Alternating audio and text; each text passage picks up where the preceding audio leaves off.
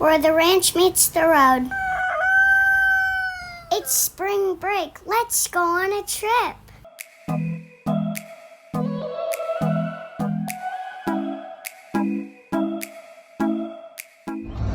Where are we going? We're going to Arizona. Arizona. Yeah. You excited? Yeah? Yeah.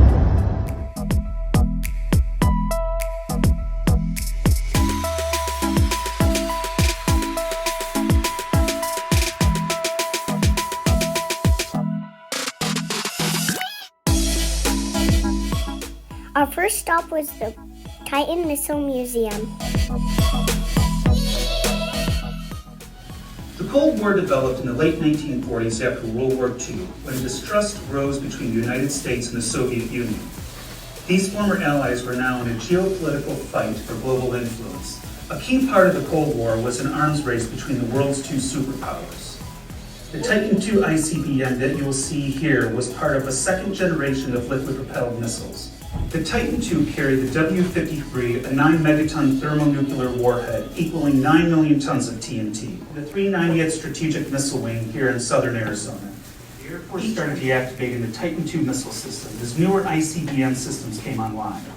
The 390th was the first wing to be deactivated. 5 years later. People sometimes make mistakes. Yes, they do. How can I talk? It's not a real voice. This box just interprets signals from the computer and turns them into sound. Shall we play a game? A detonation even 15 miles away is going to destroy everything up top except that big door in this area. It's your way in and out though, all right? This is where the harder part of the structure lies. We dropped in 4 of these doors. Each door weighs 6,000 pounds. These are the blast doors. I mean, if they can land it within a mile of us, we'll be instantly vaporized. We don't even know what hit us.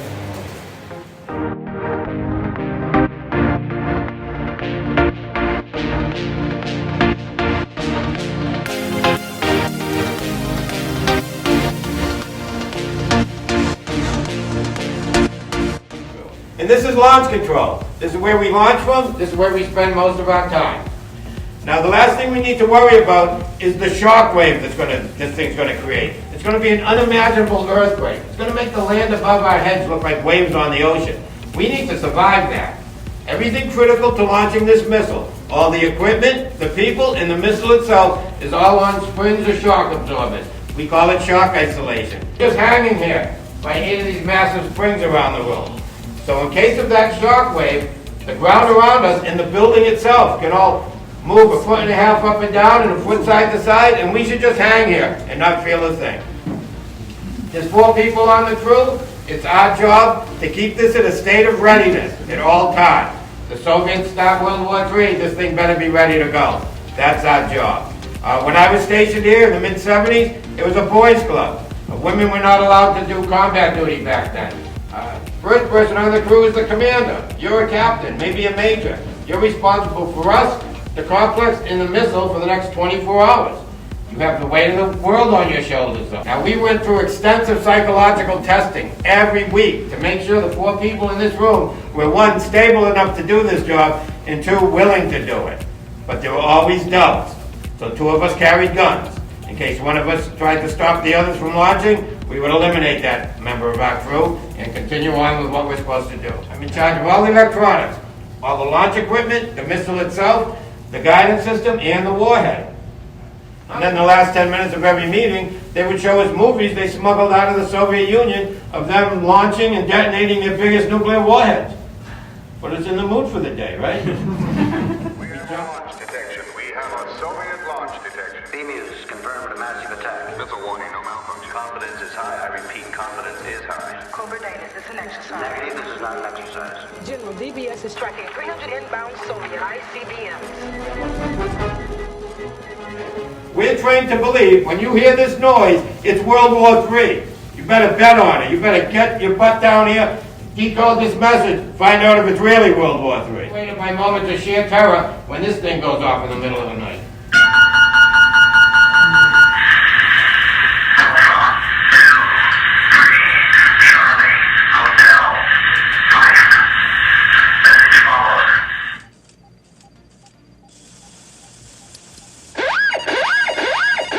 Skybird, this is Dropkick with a Red Dash Alpha message in 2 parts. Break.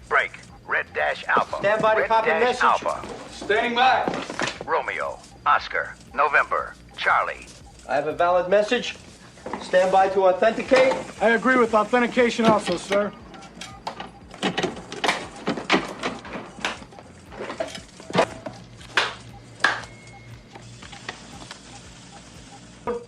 Entering launch code. Launch order confirmed. Countdown, T-minus 60. All right, let's do it. Insert launch key. Stand by. Launch key inserted. Roger. On my mark. Rotate launch key to set. 3, 2, 1. Mark. T-minus 50.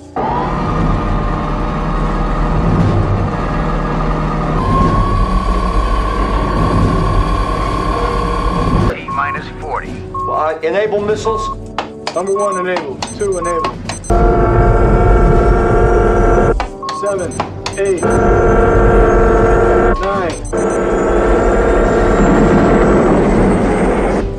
10. All missiles enabled. Minus 30. Get me wing command post on your direct That's line. not the correct procedure, Captain. SAC. Try SAC headquarters on the HF. That's not the correct procedure. Screw the procedure. I want somebody on the goddamn phone before I kill 20 million people. I got nothing here. He might have been knocked out already.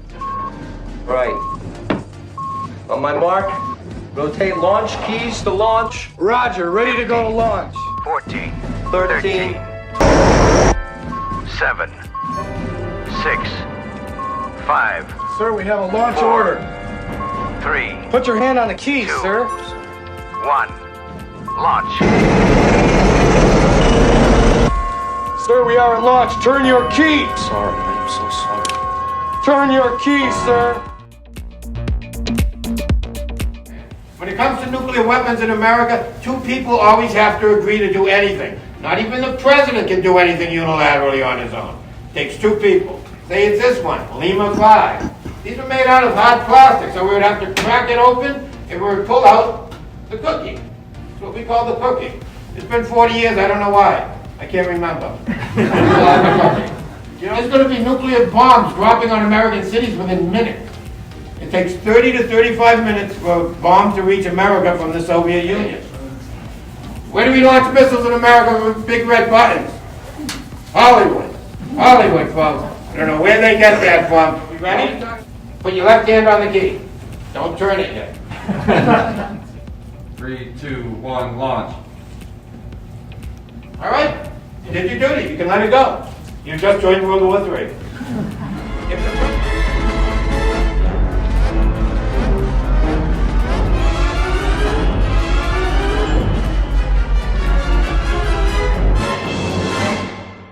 If the president calls us now and says we made a big mistake, too bad. There's no oops button, there's no self-destruct. There's no stopping this thing. It's going. The first what America thought we needed to keep the Soviets at bay. But mutually assured destruction, the theory is no one's going to win, so no one's going to try. So far, that thing's worked great. Greetings, Professor Falcon. Hello, Joshua. Strange game. The only winning move is not to play. How about a nice game of chess?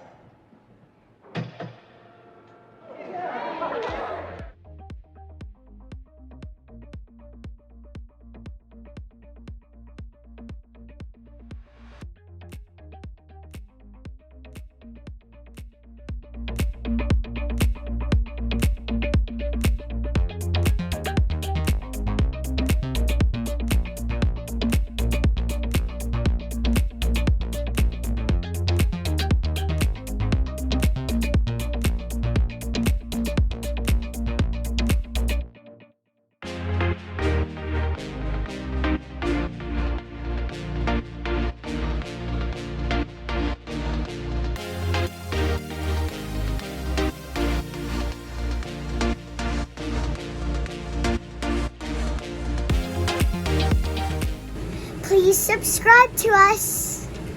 See you next time where the ranch meets the road.